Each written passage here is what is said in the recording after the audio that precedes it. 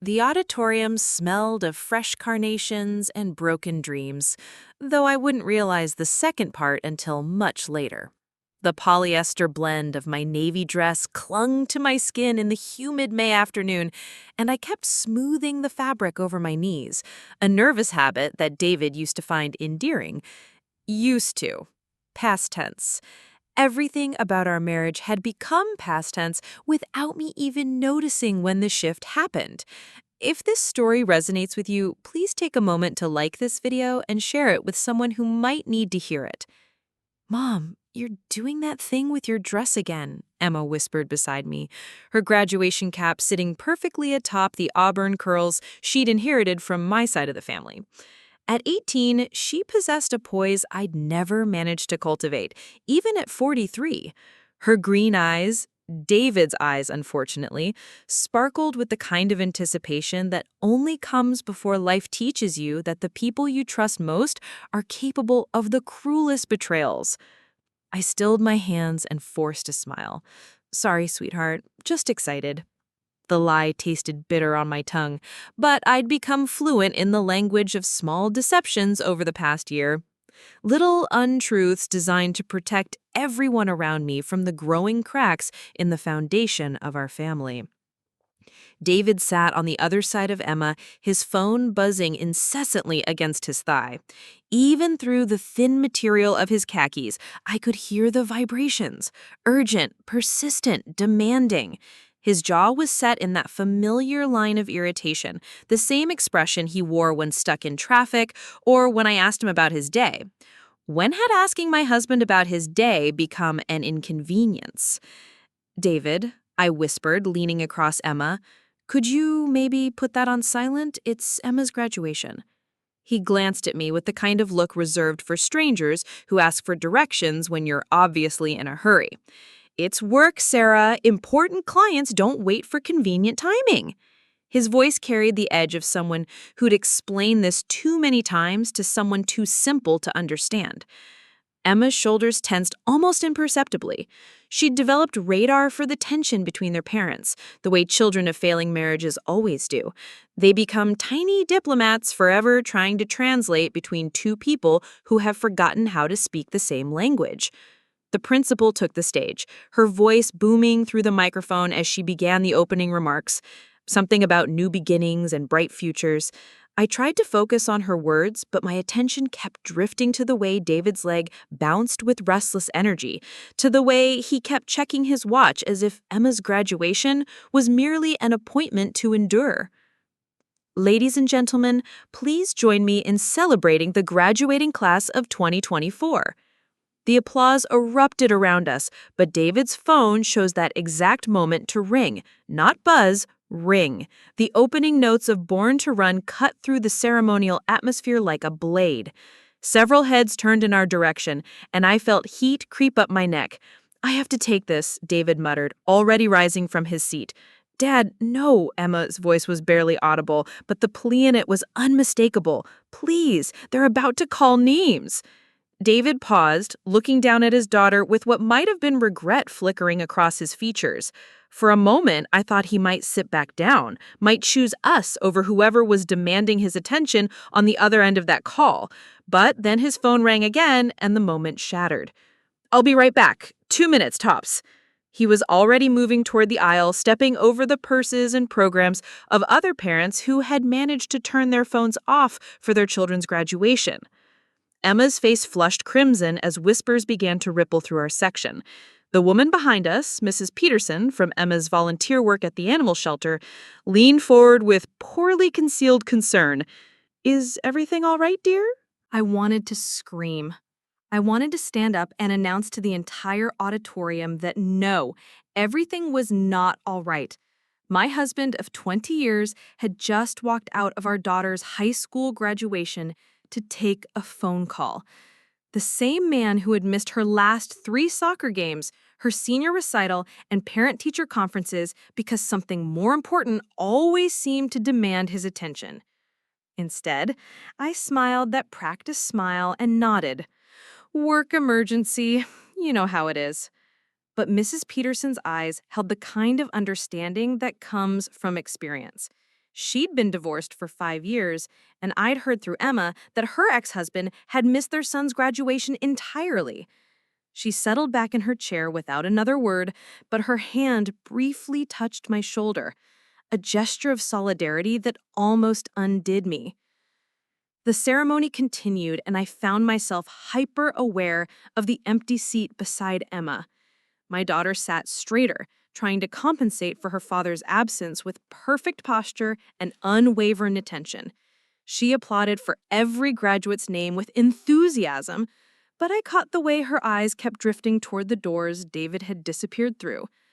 "Emma Catherine Martinez Chen," the principal announced, and my heart swelled despite everything. I shot to my feet, clapping so hard my palms stung.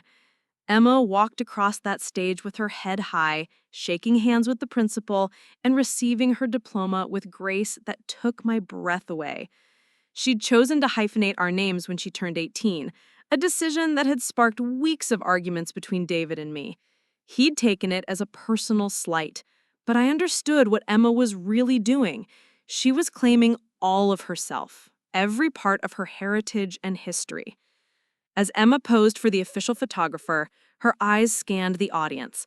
I waved enthusiastically, tears streaming down my cheeks, but I knew she was looking for her father. The moment when she realized he wasn't there, that he'd missed her walk across the stage, was visible even from my seat in the middle of the auditorium. Her smile faltered for just a fraction of a second before she rebuilt it, but I saw, a mother always sees. 20 minutes later, as the ceremony wound down and families began to filter toward the reception area, David reappeared. His tie was loosened, and there was a satisfied expression on his face that made my stomach turn. "Sorry about that," he said, settling back into his seat, as if he'd merely stepped out for a bathroom break. "Crisis at the office. You know how Peterson gets when the quarterly reports are due." Peterson. David's business partner's name was Peterson, and suddenly, Mrs. Peterson's knowing look took on a different meaning. The woman behind us wasn't just offering solidarity, she was offering recognition. She knew exactly who had been calling my husband during our daughter's graduation. "You missed it," Emma said quietly, still clutching her diploma. "You missed my name being called." David's face shifted. "What? No, I heard everything." Emma just nodded, clutching her diploma closer. "Let's get some pictures," I said, desperate to salvage something from this moment. We made our way to the reception area where families clustered around tables laden with punch and store-bought cookies. Other graduates posed with their parents, everyone beaming and laughing. I arranged us into various configurations, Emma between us, Emma with me, the three of us together, while David's attention wandered constantly. "Smile, David," I said through gritted teeth as another parent offered to take a family photo. "This is supposed to be a happy day." He managed a perfunctory smile, but even in the photos, his disconnection was obvious. While Emma and I leaned into each other naturally, David stood slightly apart, his body language screaming his desire to be elsewhere. "Sarah!" a voice called out across the room, and I turned to see Janet Walsh approaching with her daughter Kelly, who'd been Emma's best friend since elementary school. Janet's husband Mark trailed behind them, looking slightly overwhelmed, but present.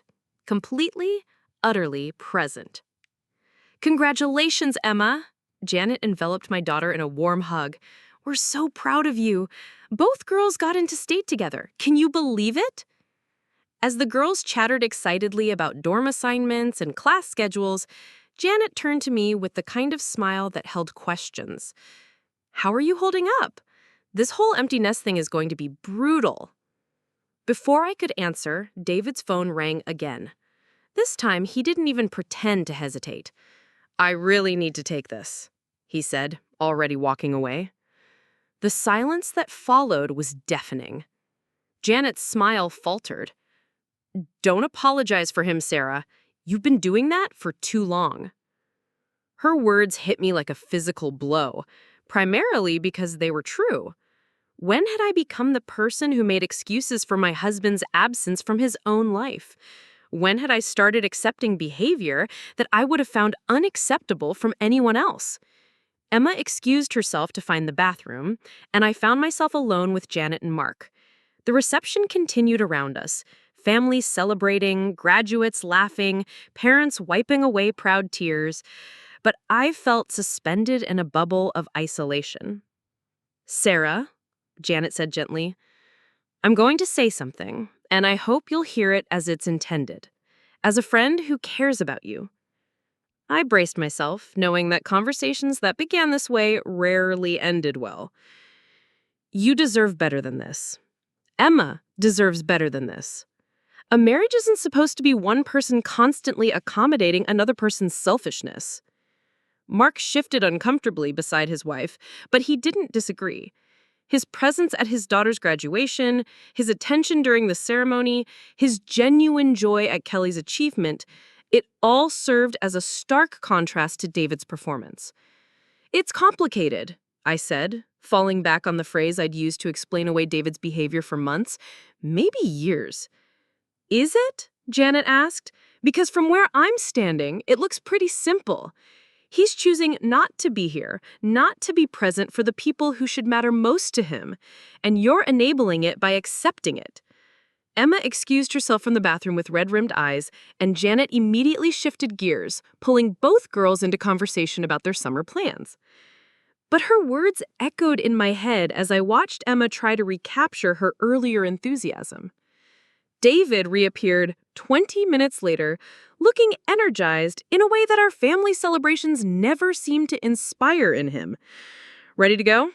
he asked, as if we'd been waiting for him instead of the other way around.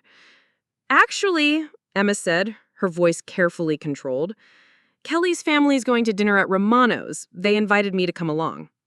The Italian restaurant had been our traditional graduation celebration spot. We'd talked about going there for weeks, had made reservations for 3 at 7 o'clock. But looking at Emma's face, I understood that she'd rather celebrate with a family that actually wanted to be together. "Of course, sweetheart," I said quickly, before David could object. "Have fun. We'll celebrate together this weekend." Emma hugged me tightly, and I felt her whisper in my ear, "I love you, Mom. Thank you for understanding." As she walked away with the Walshes, her graduation cap tucked under her arm and her diploma clutched in her free hand, I felt something shift inside me. Watching her choose joy over obligation, watching her refuse to settle for a celebration that felt more like an endurance test, I realized that my 18-year-old daughter had more self-respect than I did. David was already heading toward the parking lot, assuming I would follow. He'd missed the most important moment of Emma's high school career, spent the reception on his phone, and was now eager to leave before we'd even properly celebrated our daughter's achievement. And I was expected to simply accept it, to climb into his car and pretend that this was normal, that this was what marriage looked like. But as I stood in that reception hall, surrounded by the remnants of other families' joy, I made a decision that would change everything. I pulled out my phone, and for the first time in our 20-year marriage, I did something that would make David scream. I posted a photo on Facebook. It seemed like such a small thing, such an insignificant act of rebellion. But it was the photo I chose and the caption I wrote that would detonate the carefully constructed facade of our perfect family. Because sometimes the smallest actions carry the greatest consequences, and sometimes the most powerful statement a woman can make is simply telling the truth. The photo I chose wasn't the family portrait we'd taken together, all forced smiles and David's distracted gaze. It wasn't even one of Emma's radiant solo shots, though she looked beautiful enough to break hearts in her cap and gown. Instead, I selected a picture I'd snapped without thinking. Emma on stage, shaking the principal's hand, her face glowing with achievement and pure joy. Behind her, slightly blurred but unmistakably visible, was a sea of parents in the audience. Parents who were standing, applauding, present for their children's moment of triumph. What made the photo devastating was what it didn't show. David's empty seat was perfectly framed in the shot, a glaring absence that told its own story. You could see me in the background, standing alone, clapping with tears streaming down my face while the chair beside me remained conspicuously vacant. The caption I wrote was simple, honest, and completely unlike anything I'd ever posted before. So proud of my Emma for graduating with honors today. Some moments are too important to miss, no matter what else is happening. She walked across that stage knowing at least one parent thought she was worth being fully present for. #proud mom, graduation day, showing up. I stared at the post for a full minute before hitting share. My finger hovered over the button as 20 years of keeping family business private warred with my desperate need to acknowledge what had just happened. In that moment, I realized I wasn't just posting a photo, I was drawing a line in the sand. I was refusing to pretend anymore that David's absence was acceptable, that his priorities were reasonable, that our marriage was something other than what it had become. The post went live at 4:47 p.m. on a Tuesday in May, and my phone started buzzing almost immediately. The first comments were exactly what I'd expected. Congratulations for Emma, heart emojis, typical graduation celebration responses. But then people started really looking at the photo, parsing the caption, understanding what I was actually saying. The comments shifted, became more careful, more loaded with subtext. Emma looks beautiful. What a special day for your family. With pointed emphasis on your family, as if acknowledging that families could be incomplete. You must be so proud. Being there for these moments is what matters most. A gentle validation that presence was indeed a choice. Gorgeous girl. Hope David didn't miss too much of the ceremony. This one from his cousin Lisa, who clearly knew exactly what had happened and was fishing for details. By the time David and I arrived home, separately, because I decided to walk the 6 blocks instead of writing in tense silence, my phone had exploded. 43 likes, 27 comments, and 12 private messages. For someone who typically posted photos of my garden and shared articles about local charity events, this level of engagement was unprecedented. David was already in his study when I walked through the front door, probably catching up on whatever crisis had been so urgent that it couldn't wait 90 minutes for Emma's graduation to conclude. I could hear his voice through the closed door, animated and engaged in a way it was never when he talked to Emma or me anymore. I kicked off my heels and sat on our couch, the expensive leather sectional David had insisted we needed to impress clients, though we rarely entertained anymore, and watched the notifications continue to roll in. Each comment felt like validation, like a small voice saying, yes, you're right to be upset about this. Yes, this matters. Then Janet Walsh commented, Sarah, you are an incredible mother, and Emma is lucky to have you. Some people don't realize that showing up is the most basic requirement of love. My throat tightened reading her words, because they articulated something I'd been feeling but couldn't quite express. Showing up was the most basic requirement of love. When had that become optional in my marriage? When had David's presence in our lives become something to be grateful for rather than expected? At 6:15, my phone rang. Emma. Mom, I saw your post, she said without preamble. Her voice was quiet, careful. Are you okay? I should be asking you that question, sweetheart. Today was supposed to be about celebrating you. It was celebrating me. You were there. You were so proud that everyone in that auditorium could see it. She paused, and I could hear Kelly's laughter in the background. They were still at Romano's, still celebrating in the way graduation should be celebrated. But Mom, Dad's going to be upset about the post. Why? The question came out sharper than I'd intended. Because I told the truth? Because I posted a photo of your graduation? Because everyone can see his seat was empty. Because you basically called him out publicly. Emma was right, of course. That's exactly what I'd done. I'd broken the unspoken rule of our marriage. Never let anyone else see the cracks. Never admit that we were anything less than the successful, stable couple we appeared to be. Keep the disappointments private, the anger contained, the growing distance between us hidden from view. I need you to understand something, I said, staring at that Facebook post on my phone screen. I didn't write anything untrue. I didn't say anything cruel. I posted a beautiful photo of your achievement and expressed how proud I am of you. If your father is upset by that, maybe he should ask himself why. There was a long silence on the other end of the line. When Emma spoke again, her voice was small, younger than her 18 years. Are you and Dad getting divorced? The question hung in the air between us like a landmine. Emma had never asked directly before, though I'd seen the worry in her eyes during our increasingly frequent arguments, watched her flinch when David snapped at me over minor things, and noticed how she'd started leaving the room when we tried to have conversations that inevitably devolved into tension. I don't know, sweetheart, I said honestly, but I do know that what happened today isn't okay. You deserve to have both of your parents fully present for your graduation. You deserved better than what you got. I had you, Emma said softly. That was enough. But it shouldn't have been. A child shouldn't have to choose between parents, shouldn't have to settle for half a family showing up for life's big moments. Emma was being generous, protective even, but she was also accepting a situation that no 18-year-old should have to accept. After we hung up, I made myself a cup of tea and sat at the kitchen table, continuing to watch the responses to my post. People I hadn't talked to in years were reaching out, sharing their own stories of disappointment and absent partners. My college roommate Susan messaged me privately. I remember when Mike missed Jamie's first steps because he was playing golf. That was 15 years ago, and I'm still angry about it. Good for you for not pretending it's okay. That's what I'd been doing, I realized. Pretending it was okay. Pretending that David's work was more important than our family. Pretending that his constant distraction was just a phase.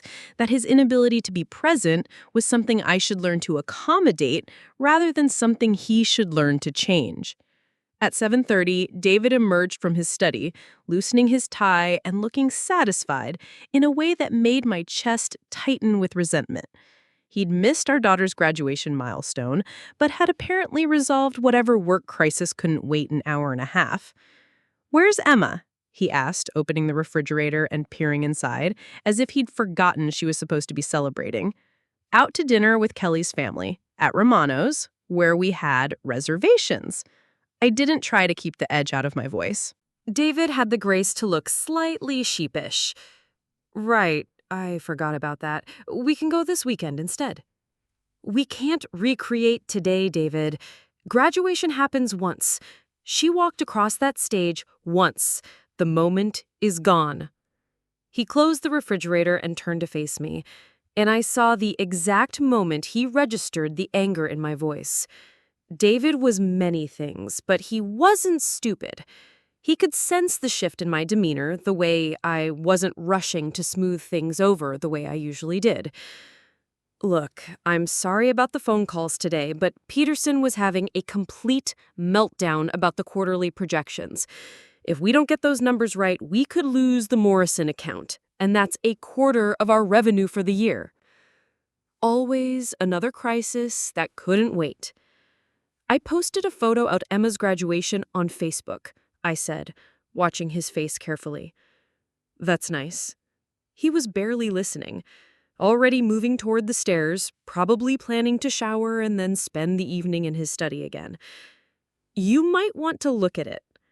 Something in my tone made him stop. He pulled out his phone, and I watched his expression change as he found my post. His face went through several stages. Confusion, recognition, and then something much darker. Sarah. His voice was dangerously quiet. What the hell is this? It's a photo of Emma's graduation, with a caption about how proud I am of her. This caption. He read it again, his jaw tightening with each word. You basically announced to everyone we know that I wasn't there for Emma's graduation. You weren't there for Emma's graduation. You were outside on the phone when she walked across the stage. I was handling a work emergency. You were handling a work call during your daughter's graduation ceremony. I stood up from the kitchen table, meeting his angry gaze directly. "There's a difference." David's face was flushed now, that vein in his forehead pulsing the way it did when he felt cornered. "You had no right to air our private business online, to make me look like a bad father in front of everyone." "I didn't make you look like anything, David. I posted a photo and told the truth about how I felt watching Emma achieve something incredible. If that makes you look bad, maybe you should examine why." "Delete it." The command came out harsh, authoritative. The voice he used was subordinates at work. "Delete the post, Sarah." "No." The word hung between us, simple and absolute. In 20 years of marriage, I'd never refused him so directly, never held my ground so firmly on something he'd demanded. We both felt the seismic shift of it. "What do you mean, no?" "I mean, no. I won't delete it. I won't pretend today was okay. I won't make excuses for you anymore." David stared at me as if I'd grown a second head. "Sarah, people are commenting on this. They're talking about our marriage, making assumptions. They're seeing what I see every day. A husband who prioritizes everything else over his family. A father who treats his daughter's milestones as inconveniences to be endured. That's not fair." "Fair?" The word came out as a laugh, but there was no humor in it. "You want to talk about fair? Is it fair that Emma spent her graduation day apologizing for your behavior? Is it fair that I had to watch our daughter's face fall when she realized you'd missed the most important part of her ceremony? Is it fair that I've spent years making excuses for your absence from your own life?" David's phone buzzed in his hand. Another notification, probably from someone else commenting on my post. He glanced down at it instinctively, and that tiny gesture, that reflexive prioritizing of his phone over our conversation, crystallized everything that was wrong between us. "You can't even have this conversation without checking your phone," I said quietly. "Even now, when we're talking about our marriage falling apart, you're distracted." He looked up sharply, as if realizing what he'd done.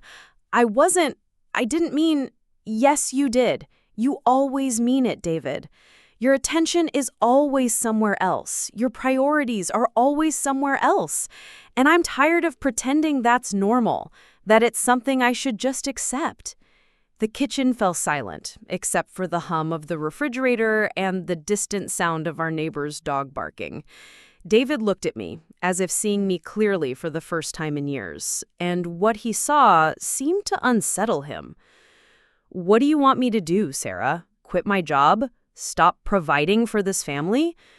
"I want you to show up. I want you to be present when you're here, instead of always thinking about where you'd rather be. I want you to remember that Emma and I exist even when we're not demanding your attention. I work hard for this family. You work hard for your ego, for your sense of importance, for the adrenaline rush of being needed by everyone except the people who actually need you most." The words came out more honestly than I'd intended, and I saw them hit their target.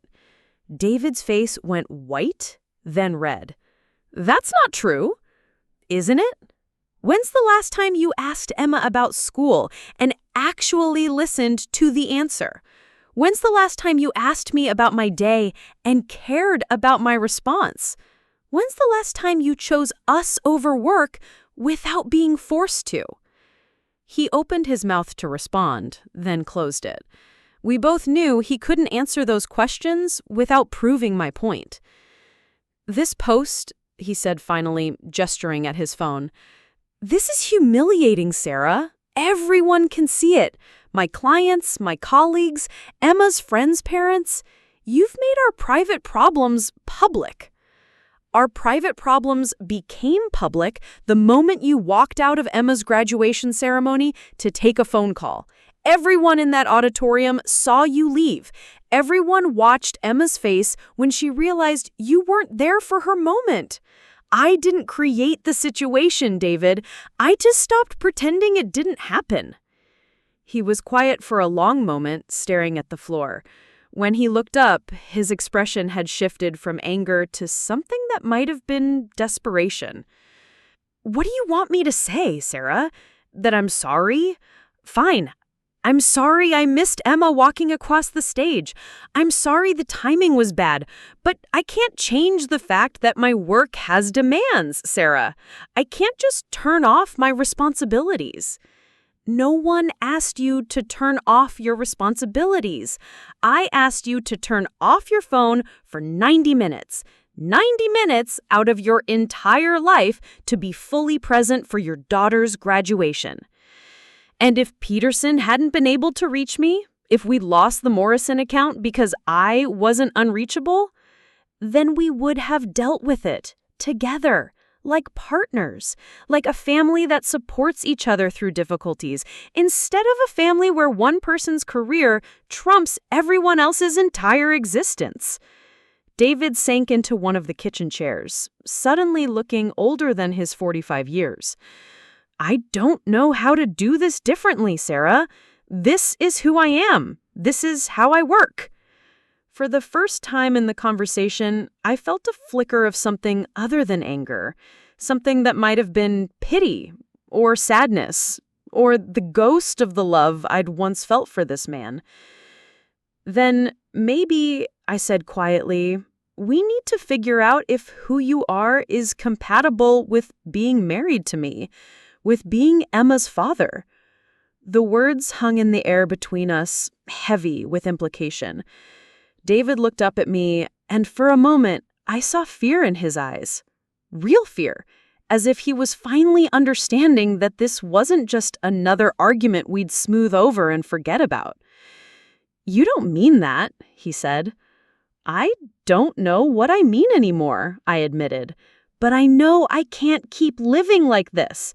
I can't keep accepting crumbs of your attention and calling it a marriage. And I won't model that for Emma. I won't teach her that this is what love looks like." My phone buzzed against the kitchen counter. Another notification from Facebook. Another person responding to my simple, honest post about Emma's graduation. Another voice in the growing chorus of people who understood that showing up mattered, that presence was a choice, that love required more than just existing in the same house. "Delete the post," David said again, but this time it sounded more like a plea than a demand. "No," I repeated, "I won't delete the truth to protect your ego. Not anymore."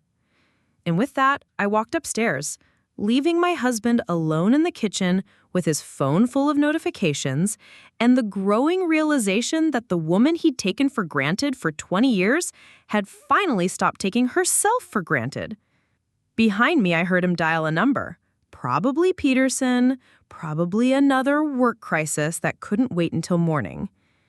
Even in the middle of our marriage crisis, he couldn't resist the pull of being needed elsewhere. I closed our bedroom door behind me and sat on the edge of the bed I'd been sharing with a stranger for longer than I cared to admit. My phone continued to buzz with responses to my Facebook post, messages of support, words of encouragement, stories from other women who understood exactly what I was feeling. For the first time in years, I didn't feel alone. I didn't sleep that night, not because David was beside me. He'd chosen to sleep in the guest room, a passive-aggressive punishment that felt more like a gift, but because my phone wouldn't stop buzzing. By midnight, my Facebook post had been shared 47 times. By 2 a.m., it had reached nearly 1,000 people. By dawn, it had escaped the confines of our small social circle entirely and was being shared by strangers who saw something in that photo, something in those words that resonated with their own experiences of being let down by the people who were supposed to love them most. I lay in our king-sized bed, scrolling through comment after comment from women I'd never met, all telling variations of the same story. Missed recitals, abandoned anniversaries, forgotten birthdays, graduations attended via work call. The solidarity was intoxicating and heartbreaking in equal measure. I wasn't alone in this particular brand of loneliness. I wasn't the only woman who'd learned to expect disappointment and call it marriage. At 6:30 a.m., Emma called. "Mom," she said without preamble, I need you to know that Kelly's mom showed me something and I don't know how to feel about it. My heart sank. What did she show you? Your post. It's been shared in 3 different Facebook groups that I know of. There's a whole thread on Reddit about it. Someone even made a TikTok response video. Emma's voice was carefully controlled, but I could hear the strain underneath. Mom, you're going viral. I sat up in bed, suddenly wide awake. What do you mean going viral? I mean, thousands of people are talking about your post, about Dad missing my graduation, about what it means when someone prioritizes work over family. There are think pieces being written about it, Mom. Actual articles. The room spun slightly around me. What had started as a moment of honesty, a refusal to pretend anymore, had somehow snowballed into something much larger than our family drama. I felt exposed, vulnerable, as if I had accidentally left the house naked and only now realized it. Emma, I'm so sorry. I never meant for this to become public like this. I just wanted to acknowledge what happened, to stop pretending it was okay. Stop. Emma's voice was firm but not unkind. I'm not calling to make you feel bad. I'm calling because I need you to know that most of the responses are supporting you, supporting us. People are sharing their own stories about being let down by the people who are supposed to show up for them. I felt tears prick my eyes. Are you okay with this? With everyone knowing about our family problems? There was a long pause. When Emma spoke again, her voice was quieter, more thoughtful. You know what's weird? I'm kind of relieved. For years, I've been pretending that Dad's behavior was normal, that all families work like ours does. Seeing other people respond to your post, seeing them say that what happened wasn't okay, it's validating. It makes me feel less crazy for being hurt by it. You were never crazy, sweetheart. Wasn't I? Dad always made it seem like I was being too sensitive, too demanding when I got upset about him missing things. Like wanting your parent to actually be present was asking too much. The pain in her voice broke something open in my chest. Emma had been gaslighted by her own father, taught to minimize her own needs and feelings to accommodate his neglect. How had I let that happen? How had I been so focused on keeping the peace that I'd failed to protect my daughter from learning that she wasn't worth someone's full attention? Emma, listen to me. Wanting your parents to show up for you isn't asking too much. It's asking for the bare minimum.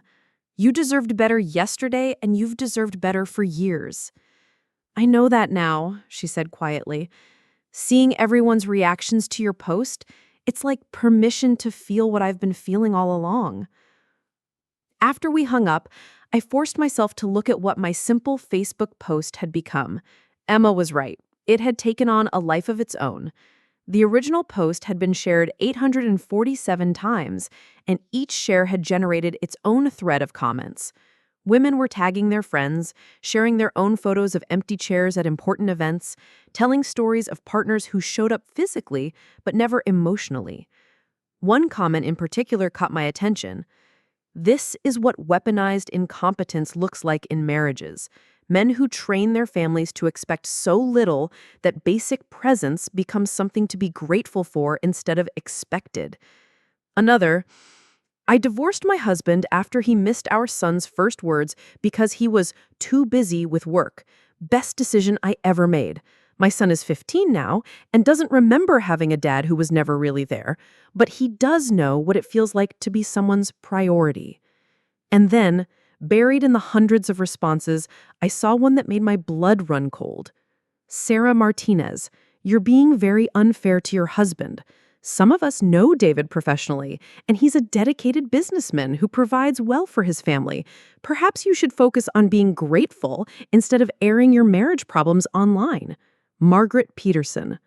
Margaret Peterson, David's business partner's wife, the woman who had been calling him during Emma's graduation, the woman whose husband David had been so eager to placate that he'd walked out on his daughter's milestone moment.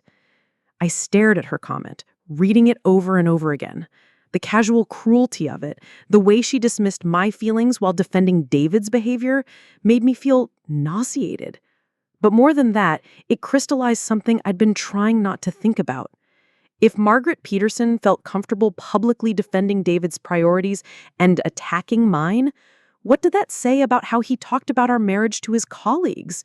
How he portrayed me to the people he worked with? I was still staring at Margaret's comment when David appeared in the bedroom doorway, fully dressed in his work clothes, despite it being barely 7 a.m.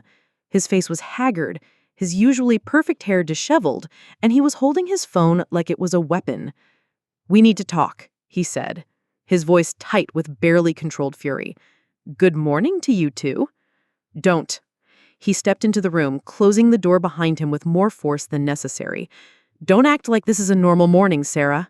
Do you have any idea what you've done?" I sat up straighter in bed, suddenly very aware that I was still in my pajamas while he was armored in his business attire. "I posted a photo of Emma's graduation. That's what I did." "You started a goddamn internet firestorm is what you did." David's voice was louder than I'd heard it in years, and there was a wildness in his eyes that I didn't recognize. "Do you know how many notifications I woke up to? How many messages from colleagues and clients who've seen your post? How many people are now questioning my priorities and my character because you decided to throw a public tantrum?" "A public tantrum?" The words came out dangerously quiet. "That's what you're calling it?" "What else would you call it? You were angry at me, so you decided to humiliate me in front of everyone we know. You aired our private business to score points in an argument." I got out of bed and walked to my dresser, needing to put some physical distance between us before I said something I couldn't take back. "David, I want you to listen very carefully to what I'm about to say. I didn't humiliate you. You humiliated yourself. I didn't make you look like a bad father. Your actions made you look like a bad father. I simply stopped pretending otherwise." "You think this is about looking like a bad father?" David laughed, but there was no humor in it. "Sarah, this is about my reputation, my business relationships, my professional standing. Do you understand that my livelihood depends on people respecting me? And do you understand that your family's emotional well-being depends on you respecting us?" "I do respect you." "No, you don't." I turned to face him and I saw him flinch at whatever he saw in my expression. "If you respected us, you wouldn't have missed Emma's graduation ceremony. If you respected us, you wouldn't check your phone during every conversation we try to have. If you respected us, you wouldn't treat our needs as inconveniences to be managed around your real priorities." David's face was flushed red now, that vein in his forehead pulsing visibly. "My real priorities? My real priorities are keeping a roof over our heads and food on our table. My real priorities are making sure Emma can go to college without student loans. My real priorities are building a future for this family. Your real priorities are whatever makes you feel important in the moment.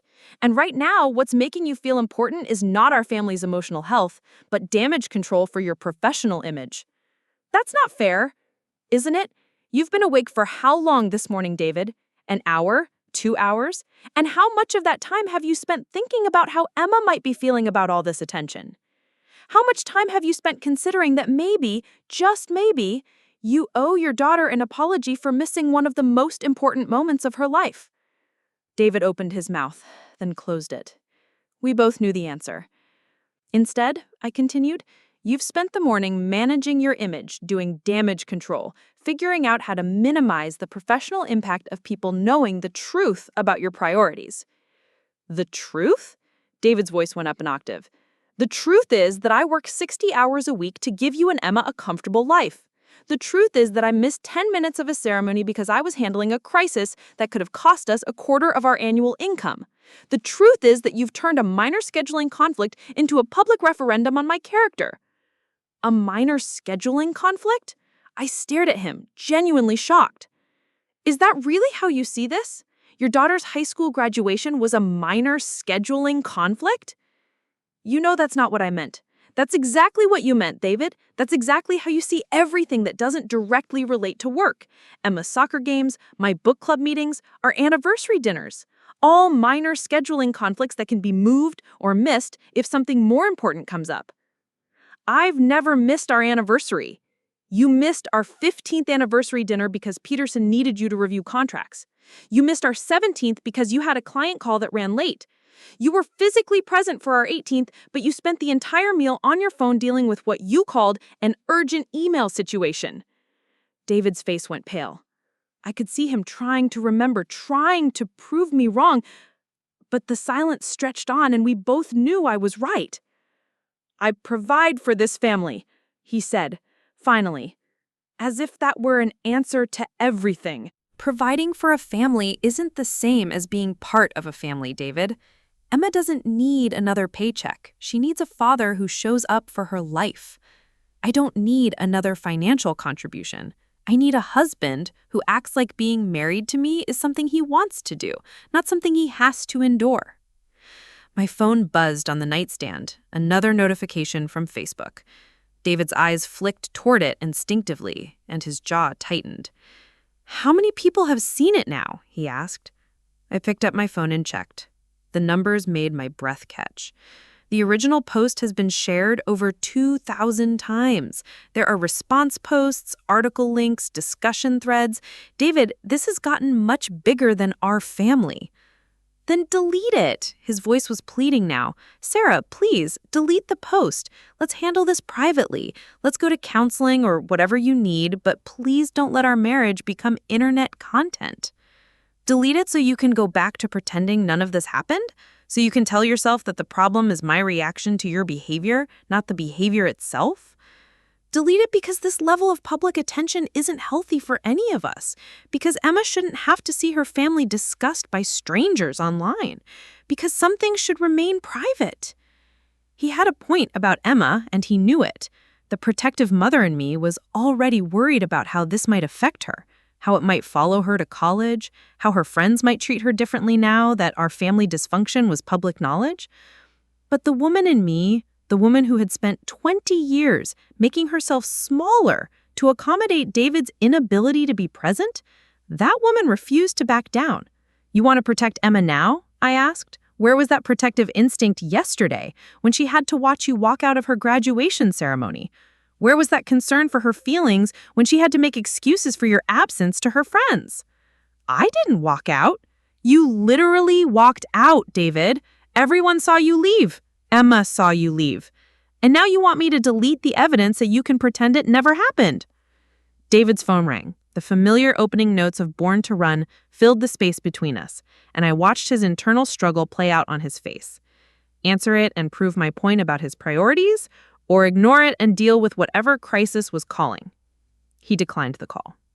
"There," he said, as if this one gesture erased years of choosing work over family. "I'm not taking calls. I'm here, talking to you, trying to fix this. You're here trying to manage this. There's a difference." His phone immediately started ringing again. This time, he powered it off entirely and set it on the dresser with a decisive thunk. "Happy now?" he asked. "Thrilled," I said dryly. "Nothing says commitment like turning off your phone when your wife is threatening to expose your marriage online." "What do you want from me, David?" David's voice cracked slightly, and for the first time since he'd entered the room, he sounded less angry and more desperate. "Tell me what you want me to do to fix this. I want you to understand why I posted that photo. I want you to understand why Emma's graduation mattered more than Peterson's phone call. I want you to understand that showing up for your family isn't a favor you do us when it's convenient. It's your responsibility as a husband and father." I do understand. No, you don't. You understand that I'm upset. You understand that this is causing you professional embarrassment. But you don't understand the deeper problem, which is that you've trained us to expect so little from you that basic presence has become something we're supposed to be grateful for. David was quiet for a long moment, staring at his powered-off phone on the dresser. When he spoke again, his voice was quieter, more thoughtful. "I don't know how to be different than I am, Sarah. This is how I was raised. My father worked constantly, and my mother never complained. She understood that providing for the family was how men showed love. Your mother was miserable, David. She told me once, after a few glasses of wine at Christmas, that she spent 30 years feeling like a single parent who happened to live with a man who paid the bills. David's face went white. His mother had died 3 years earlier, and he'd idealized both her and his parents' marriage ever since. Hearing that she'd confided her loneliness to me was clearly a shock. "She never said anything to me about being unhappy," he said quietly. "Because she learned to accept it, the same way you expected me to accept it. But accepting something and being happy about it aren't the same thing, David.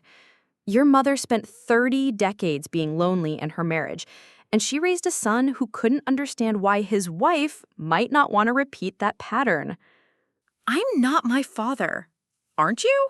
You work the same hours he did. You prioritize your career the same way he did.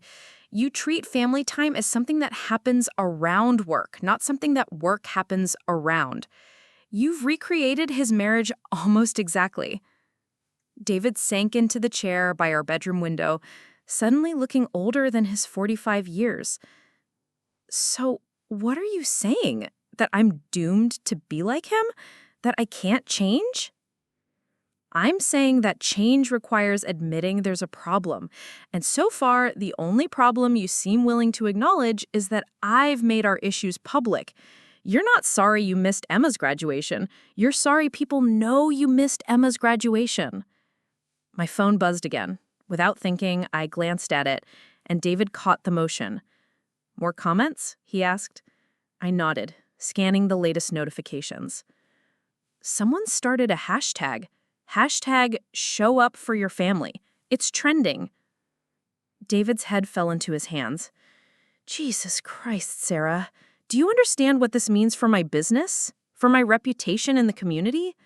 Do you understand what it means for Emma to see thousands of people validating her feelings? To know that other people think she deserved better from her father? I'm a good father. You're a good provider. There's a difference." The words hung between us like a challenge. David looked up at me, and I saw something in his eyes that might have been the beginning of understanding. Or maybe it was just fear. Fear that I was right. Fear that he'd built his entire identity around being a provider without learning how to be a partner or parent. "I don't know how to do this differently," he said quietly. "I don't know how to be the kind of husband and father you want me to be." For the first time in our conversation, I heard genuine vulnerability in his voice. Not anger, not defensiveness, not damage control. Just honest confusion and fear. "I don't want you to be different, David. I want you to be present. I want you to choose us sometimes, even when work is calling. I want you to understand that your family isn't something that exists around your career. Your career should exist around your family." "But what if I can't? What if this is just who I am?" The question hung in the air between us, heavy with implication. Because if this was just who he was, if he was incapable of change, then we both knew what that meant for our marriage. "Then maybe," I said quietly, "we need to accept that who you are isn't compatible with being married to me." David's phone, still powered off on the dresser, seemed to mock us both. All those calls and messages and urgent crises that had seemed so important compared to Emma's graduation, compared to our marriage, compared to the family we'd built together. "Delete the post," he said one more time, but there was no fight left in his voice. "Please, Sarah. For Emma's sake, if not for mine." I looked at my husband, this man I'd loved for 20 years, this man who'd fathered my child, this man who'd somehow become a stranger living in my house, and I realized that deleting the post wouldn't solve anything. The problem wasn't that people knew the truth about our marriage. The problem was the truth about our marriage. "No," I said, "I won't delete it. Because deleting it would be the same as saying what happened was okay. And I'm done pretending things are okay when they're not." David nodded slowly, as if he'd expected that answer. He stood up, retrieved his phone from the dresser, and paused at the bedroom door. "I'm going to the office. I need to do damage control with clients who've seen the post." "Of course you are." He turned back to look at me, and for a moment, I thought he might say something different, something that acknowledged what we just discussed, something that showed he understood the real problem. Instead, he said, "We'll talk about this tonight, after I've handled the immediate crisis." And with that, he left. Even in the middle of our marriage falling apart, even after our daughter's graduation had become a viral symbol of his misplaced priorities, David was still choosing work over family. He was still proving my point with every decision he made.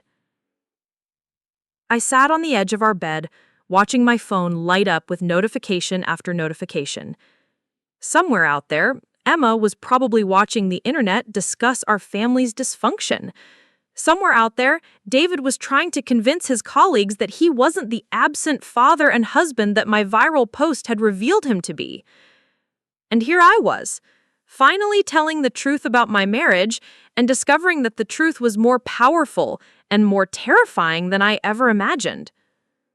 The post stayed up, the hashtag kept trending, and my 20-year marriage continued its very public collapse, one notification at a time. The phone call came at 2:47 p.m. on Wednesday, exactly 24 hours after my Facebook post had detonated the carefully constructed facade of our perfect family. I was sitting in my car outside Emma's high school, waiting to pick her up for what had become an impromptu therapy session, not for her, but for me. Dr. Rachel Chen had managed to squeeze me in after had called her office that morning, sobbing into the phone about needing someone professional to help me understand what I'd unleashed. "Mrs. Martinez?" The voice on the other end was crisp, professional, unfamiliar. "This is Jessica Walsh from Channel 7 News. I'm calling about your Facebook post regarding your daughter's graduation. We'd like to interview you for a segment we're doing on modern marriage expectations and work-life balance. Would you be willing to share your story on camera?" "Absolutely not." The words came out sharper than I'd intended.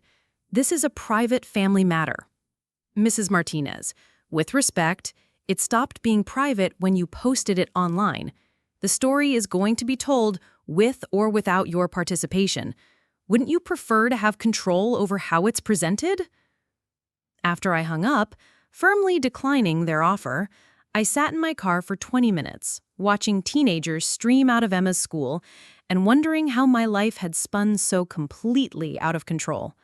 The Facebook post that had felt like a small act of honesty had somehow morphed into a media circus.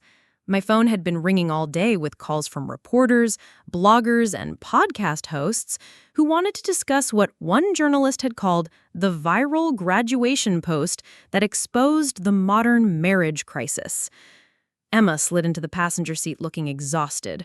Her usual post-school energy was replaced by a weariness that made her seem years older than 18. 3 more reporters tried to contact me today. One of them actually approached me at my locker. Kelly's mom had to call the school to get them removed from campus. My heart sank. "Emma, I'm so sorry. I never intended for this to affect you like this." "I know, Mom. And honestly, I'm not sorry you posted it. I'm just processing everything." She buckled her seatbelt and turned to look at me. "Have you seen the messages Dad's been getting?" I hadn't talked to David since our morning confrontation.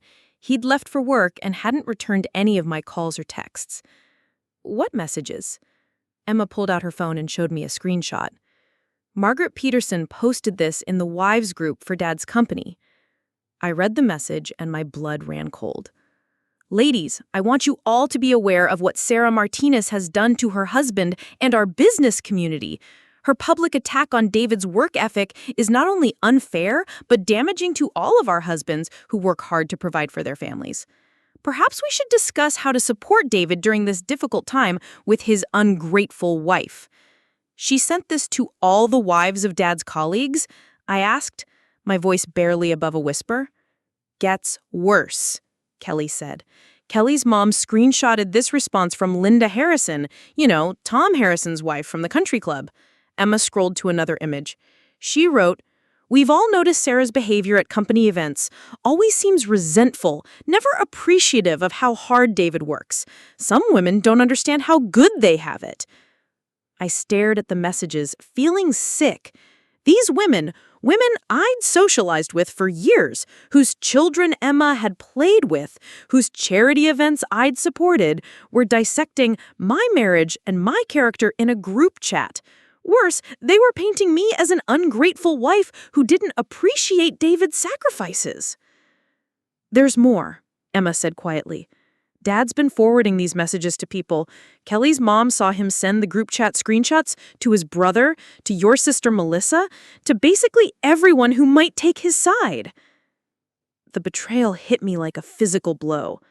While I'd been agonizing over whether my Facebook post was too public, too revealing, David had been actively campaigning to control the narrative. He was sharing private messages from other wives, soliciting sympathy, and positioning himself as the victim of an ungrateful woman's public tantrum. "Emma, how do you know all this?" "Because Kelly's mom is in that wives group. She screenshotted everything and sent it to me because she thought I should know what was being said about our family." Emma's voice was carefully controlled, but I could see the hurt in her eyes. "Mom, these women are calling you ungrateful and resentful. They're saying Dad deserves better." I thought about the years I'd spent smiling at company parties, making small talk with these women, listening to them complain about their own husbands' work schedules while never once voicing my own frustrations. I'd been the perfect corporate wife, supportive and uncomplaining, and apparently that performance had been so convincing that they couldn't imagine I might have legitimate grievances. What else did Kelly's mom tell you? Emma hesitated. She said Margaret Peterson called an emergency meeting of the wives group for tomorrow night. The agenda is apparently supporting David Martinez and discussing appropriate spousal behavior during professional challenges. I laughed, but there was no humor in it. Appropriate spousal behavior, Jesus. Mom, there's something else. Emma's voice dropped even lower. Kelly's mom thinks there might be another reason Margaret Peterson is so invested in defending Dad. My stomach clenched. What do you mean? She thinks there might be something going on between Margaret and Dad. She said Margaret has been very protective of Dad for months, very involved in his work stress, very critical of you at company events. The words hit me like ice water. Margaret Peterson, the woman whose husband David had been so eager to please during Emma's graduation, the woman who is now organizing other wives to support David and criticize me, the woman who felt comfortable enough to publicly defend David's priorities and attack mine. Emma, that's a serious accusation. I know, but Mom, think about it. Dad's been working later and later. He's been taking more calls, more weekend emergencies, and it's always Peterson-related business, always something Margaret's husband needs immediately. My mind raced back through the past year, looking for signs I might have missed. David's increased distraction, his defensiveness about work, his irritation when I asked about his day, the way he'd started showering immediately when he came home from work, the way he'd become protective of his phone, the way he seemed more energized by work crises than anything happening in our family. I need to know for sure, I said quietly. How? I thought about it for a moment. Your dad thinks I'm at therapy right now, right? That's what I told him this morning? Yeah, why? Because I think it's time I paid a visit to his office. 20 minutes later, I was standing in the lobby of Martinez and Peterson Consulting, a sleek downtown office space that David and his partner had leased 3 years earlier. I'd been here dozens of times for company parties and holiday celebrations, but I'd never arrived unannounced in the middle of a workday. The receptionist, a young woman named Chloe, who'd always been friendly at office events, looked genuinely surprised to see me. "Mrs. Martinez, Mr. Martinez didn't mention you were coming by today." "He doesn't know," I said, forcing a smile. "I wanted to surprise him. Is he in?" "He's in a meeting with Mrs. Peterson right now," glancing toward the conference room. "They've been in there for about an hour. Should I interrupt them?" "No, that's okay. I'll wait." I settled into one of the lobby chairs with a clear view of the conference room. Through the glass walls, I could see David and Margaret Peterson sitting close together at the conference table, papers spread between them. But they weren't looking at the papers. They were looking at each other, their body language intimate in a way that made my chest tighten. As I watched, Margaret reached across the table and placed her hand over David's. It was a gesture of comfort, of support, of intimacy that belonged between spouses, not business partners. David didn't pull away. Instead, he turned his hand palm up and squeezed her fingers. I felt like I was watching a movie of someone else's life. This couldn't be my husband of 20 years, the father of my daughter, the man I'd built a life with. But there he was, holding another woman's hand in the middle of a workday, accepting comfort from someone who wasn't his wife. Margaret said something that made David smile, really smile, in a way I hadn't seen him smile at home in months. She laughed at his response, leaning closer to him across the table. They looked like a couple. They looked like two people who genuinely enjoyed each other's company, who found each other interesting and attractive and worth their full attention. They looked the way David and I used to look together, before work became more important than family, before I became someone he tolerated rather than someone he chose. "Mrs. Martinez?" Chloe's voice seemed to come from very far away. "Are you okay? You look pale." I tore my gaze away from the conference room. "I'm fine. Actually, I think I'll come back another time. Could you not mention that I stopped by? I want to surprise him later." Chloe nodded, looking concerned but not wanting to pry. I gathered my purse and walked out of the office on shaking legs, my mind reeling with the implications of what I'd just witnessed. The affair explained everything. David's increased absence from family life, his irritation when I questioned his work schedule, his defensiveness about Peterson-related emergencies. It explained why Margaret Peterson felt comfortable publicly defending him and attacking me, because she had a vested interest in portraying David as the victim of an unreasonable wife. It explained why he'd been so eager to take her husband's call during Emma's graduation, why he'd prioritized Peterson business over every family milestone for the past year. I sat in my car outside David's office building, trying to process the magnitude of what I'd discovered. My viral Facebook post about David missing Emma's graduation had exposed more than just his misplaced priorities. It had inadvertently revealed that our marriage had been over for longer than I'd realized, that David had been emotionally and physically investing himself elsewhere while I'd been fighting to save something that was already gone. My phone rang. "Emma." "Mom, where are you? You sound weird." I just left your father's office." "What happened?" I closed my eyes, trying to find words for what I'd seen. "Emma, I think your suspicions about Margaret Peterson were right." There was a long silence on the other end of the line. When Emma spoke again, her voice was small. "You saw them together?" "I saw enough." "Oh, Mom." Emma's voice cracked. "I'm so sorry. I hoped I was wrong." "Sweetheart, this isn't your fault. None of this is your fault. What are you going to do?" So while Emma was walking across the stage, while our daughter was having one of the most important moments of her life, you were comforting your girlfriend. David flinched at the word girlfriend, but he didn't deny it. That Facebook post, the one that's caused you so much professional embarrassment, it wasn't just about your work priorities, was it? It was about your relationship priorities. You missed our daughter's graduation to comfort another woman. Sarah, I never meant for any of this to happen. Which part? The affair? Missing Emma's graduation? Getting caught?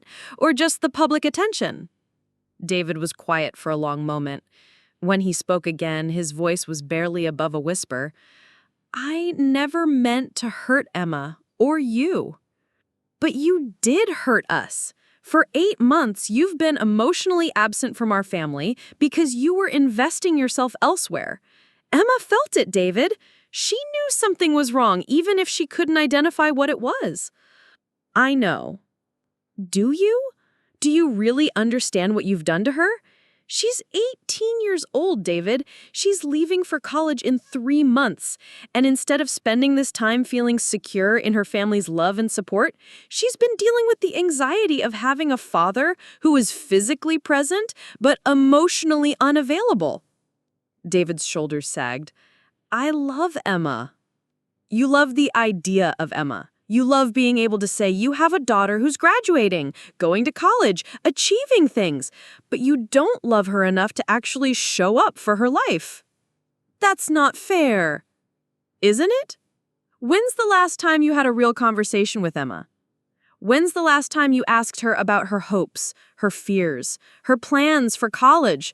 When's the last time you were fully present with her, not distracted by work or your phone or your girlfriend? David couldn't answer, and we both knew why. The Facebook post that's humiliated you so much, I continued, it's given Emma something she's never had before. Validation that her feelings matter, that she deserved better from her father, that other people think family should come first sometimes. I can change, David said suddenly. I can end things with Margaret. I can be better about work boundaries. I can... No. The word came out firm and final. You can't change, David. Or, more accurately, you won't change. Because if you wanted to be a different kind of husband and father, you would have done it already. Instead, you found someone who validated your choices and made you feel like your family's needs were unreasonable. David stared at me, as if seeing me clearly for the first time in years. So, what are you saying? I'm saying our marriage is over. It's been over for 8 months, apparently. I just didn't know it. Sarah, please. I'm saying I want a divorce. The words hung in the air between us, final and irrevocable. David's face went through several emotions: shock, denial, fear, and finally, something that looked almost like relief. What about Emma? He asked. What about her? You think she's better off with parents who model a dysfunctional marriage? You think she should learn that love means accepting neglect and infidelity? I can be a good father without being married to you. I kicked off my heels and sat on our couch, the expensive leather sectional David had insisted we needed to impress clients, though we rarely entertained anymore, and watched the notifications continue to roll in. Each comment felt like validation, like a small voice saying, yes, you're right to be upset about this. Yes, this matters. Then Janet Walsh commented, Sarah, you are an incredible mother, and Emma is lucky to have you. Some people don't realize that showing up is the most basic requirement of love. My throat tightened reading her words, because they articulated something I'd been feeling but couldn't quite express. Showing up was the most basic requirement of love. When had that become optional in my marriage? When had David's presence in our lives become something to be grateful for rather than expected? At 6:15, my phone rang. Emma. Mom, I saw your post, she said without preamble. Her voice was quiet, careful. Are you okay? I should be asking you that question, sweetheart. Today was supposed to be about celebrating you. It was celebrating me. You were there. You were so proud that everyone in that auditorium could see it. She paused, and I could hear Kelly's laughter in the background. They were still at Romano's, still celebrating in the way graduation should be celebrated. But Mom, Dad's going to be upset about the post. Why? The question came out sharper than I'd intended. Because I told the truth? Because I posted a photo of your graduation? Because everyone can see his seat was empty. Because you basically called him out publicly. Emma was right, of course. That's exactly what I'd done. I'd broken the unspoken rule of our marriage. Never let anyone else see the cracks. Never admit that we were anything less than the successful, stable couple we appeared to be. Keep the disappointments private, the anger contained, the growing distance between us hidden from view. I need you to understand something, I said, staring at that Facebook post on my phone screen. I didn't write anything untrue. I didn't say anything cruel. I posted a beautiful photo of your achievement and expressed how proud I am of you. If your father is upset by that, Maybe he should ask himself why. There was a long silence on the other end of the line. When Emma spoke again, her voice was small, younger than her 18 years. Are you and Dad getting divorced? The question hung in the air between us like a landmine. Emma had never asked directly before, though I'd seen the worry in her eyes during our increasingly frequent arguments, watched her flinch when David snapped at me over minor things, and noticed how she'd started leaving the room when we tried to have conversations that inevitably devolved into tension. I don't know, sweetheart, I said honestly, but I do know that what happened today isn't okay. You deserve to have both of your parents fully present for your graduation. You deserved better than what you got. I had you, Emma said softly. That was enough. But it shouldn't have been. A child shouldn't have to choose between parents, shouldn't have to settle for half a family showing up for life's big moments. Emma was being generous, protective even, but she was also accepting a situation that no 18-year-old should have to accept. After we hung up, I made myself a cup of tea and sat at the kitchen table, continuing to watch the responses to my post. People I hadn't talked to in years were reaching out, sharing their own stories of disappointment and absent partners. My college roommate Susan messaged me privately. I remember when Mike missed Jamie's first steps because he was playing golf. That was 15 years ago, and I'm still angry about it. Good for you for not pretending it's okay. That's what I'd been doing, I realized. Pretending it was okay, pretending that David's work was more important than our family, pretending that his constant distraction was just a phase, that his inability to be present was something I should learn to accommodate rather than something he should learn to change. At 7:30, David emerged from his study, loosening his tie and looking satisfied in a way that made my chest tighten with resentment.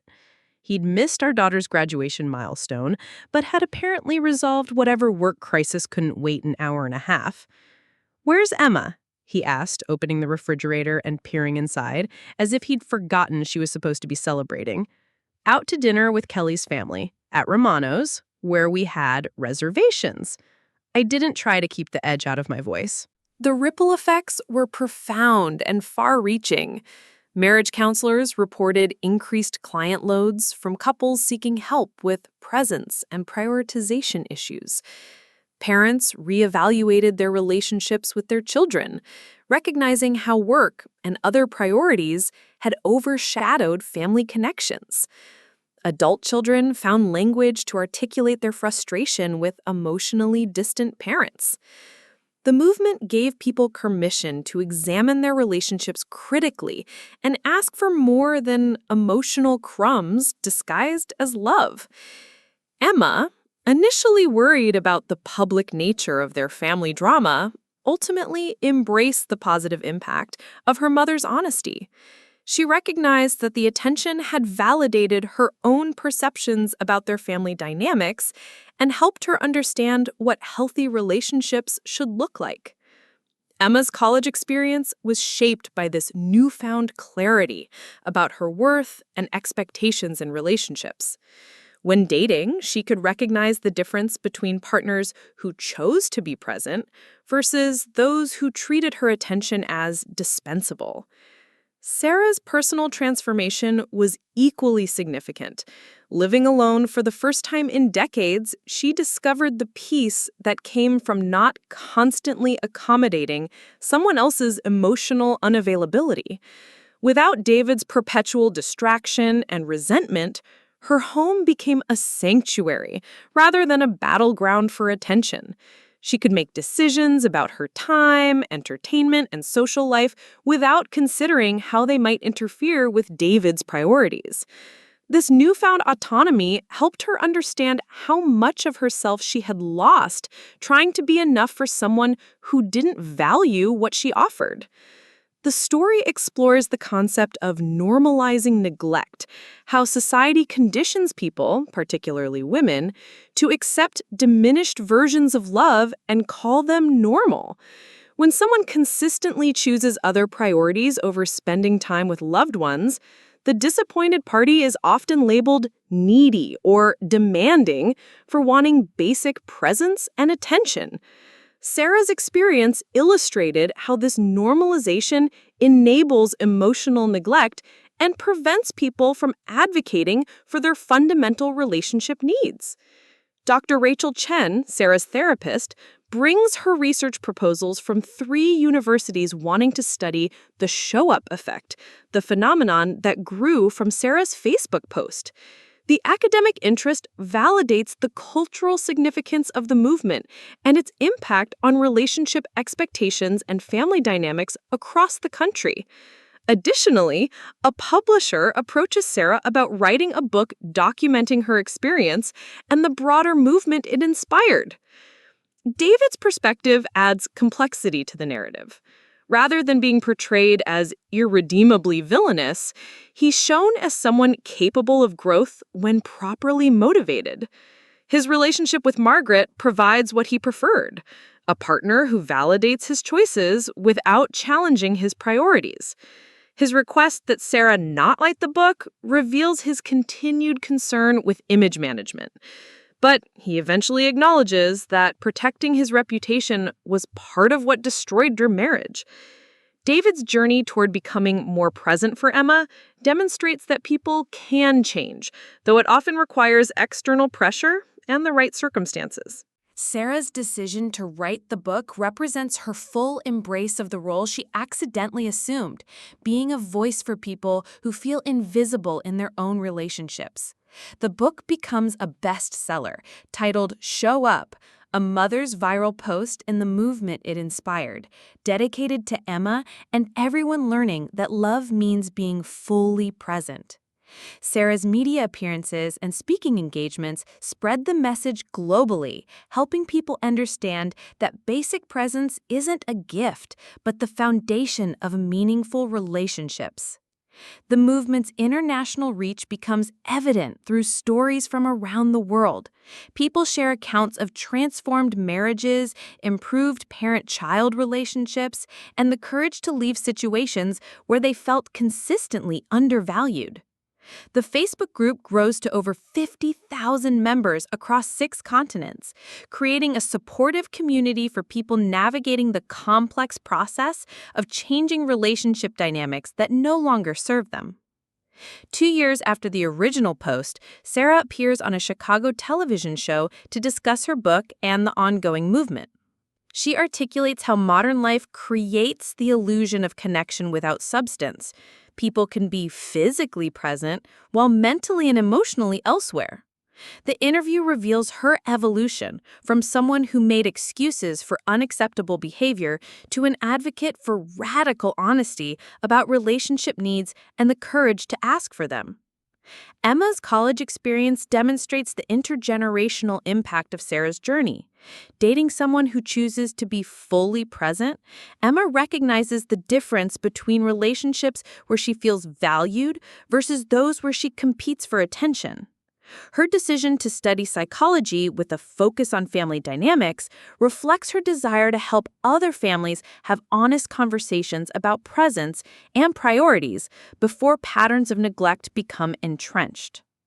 The narrative explores various relationship dynamics beyond marriage: adult children dealing with self-centered parents, friendships where effort flows in only one direction, and families where some members consistently treat others as afterthoughts. The universal theme connects all these situations: the fundamental human need to feel valued and prioritized by people who claim to love us. Sarah's story illustrates that sometimes the most powerful action is simply stopping the pretense that unacceptable behavior is acceptable. Her Facebook post wasn't planned as activism. It was exhaustion with making excuses for someone who consistently chose everything else over his family. Yet this moment of authentic honesty gave thousands of people permission to examine their own relationships and demand better treatment. The movements continue growing organically, one honest conversation at a time, as people learn to distinguish between love with presence and empty words without substance. Sarah's accidental revolution demonstrates how individual courage to tell the truth about relationship experiences can catalyze broader cultural changes and what people expect from their most important connections. The story ultimately argues that showing up, really, fully, authentically being present, is the most basic requirement of any meaningful relationship. And sometimes the most revolutionary act is refusing to pretend otherwise. If this story moved you, please like, share, and subscribe. Your support helps us continue sharing stories that matter.